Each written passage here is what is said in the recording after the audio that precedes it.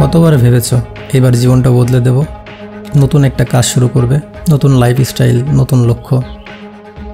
প্রথম দিন ভরপুর উৎসাহ, দ্বিতীয় দিন চলে যায়, তৃতীয় দিন গিয়ে যখন ক্লান্তি আসে তখন মন বলে আর পারবো না, কাজটা কষ্টকর মনে হয়, উৎসাহ হারিয়ে যায়। কিন্তু সফল মানুষেরাও এই জায়গায় আসে, তাদেরও ক্লান্তি আসে, আগ্রহ কমে। তবে পার্থক্যটা কোথায় জানো?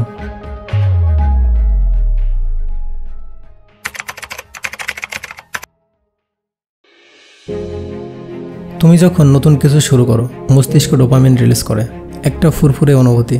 কিন্তু দুঃখের বিষয়, প্রত্যেক উত্তেজনার আয়ু থাকে। শুরুতে সবকিছু রঙিন মনে হয়, কিন্তু কয়েকদিন পর যখন ফল দেখা যায় না, পরিশ্রম করতে হয়, কষ্ট সহ্য করতে হয়, তখন মস্তিষ্ক সেই ডোপামিন কমিয়ে দেয়। এবং তখনই আসে ভয়ানক সময়, উৎসাহ কমে যায়, মন বলে ছেড়ে দে। এটাই প্রাকৃতিক, এটা শুধু তোমার না, সবারই হয়, এমনকি সফল মানুষদেরও।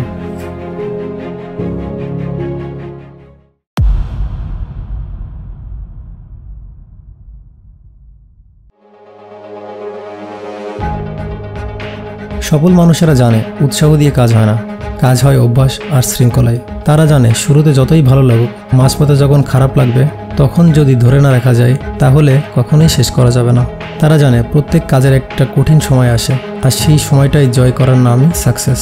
তাই তারা মোটিভেশনের উপরে ভরসা করে না, তারা তৈরি করে ডিসিপ্লিন। দিনের পর দিন কাজ করে যায়, কোনো দিন উৎসাহ বেশি, কোনো দিন কম, কিন্তু কাজ থামে না, কারণ তারা জানে feeling will fade but discipline remains.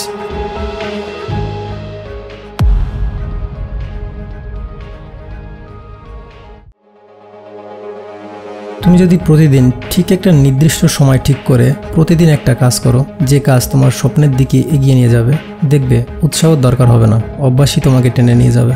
এটা কঠিন কিছু না, শুধু শুরু করো আর নিজেকে বলো আজ না করলে আমি কখনোই পারবো না। আর এই কথাটাই সফল মানুষেরা প্রতিদিন নিজের মনের সাথে বলে। তাদেরও ভালো লাগে না, তাদেরও ক্লান্তি আসে, তবে তারা জানে শুধু কাজটা চালিয়ে যেতে হবে। আজ থেকে একটা সিদ্ধান্ত নাও, তুমি শুরু করবে, আর শেষ না করা পর্যন্ত থামবে না। শুরুতেই উৎসাহ কমে যাবে, পথে ক্লান্তি আসবে, মনে হবে ছেড়ে দিই। তখন এই কথাটা মনে করো, ফিলিং আসবে যাবে, কিন্তু লক্ষ্য ঠিক থাকলে একদিন ঠিকই পৌঁছে যাব। তোমার ভিতরের মানুষটাকে জাগিয়ে তোলো, প্রতিদিন এক ধাপ করে এগিয়ে যাও। তোমার নামের পাশে একদিন ঠিকই বিজয়ী লেখা হবে। এবার শুধু চালিয়ে যাও।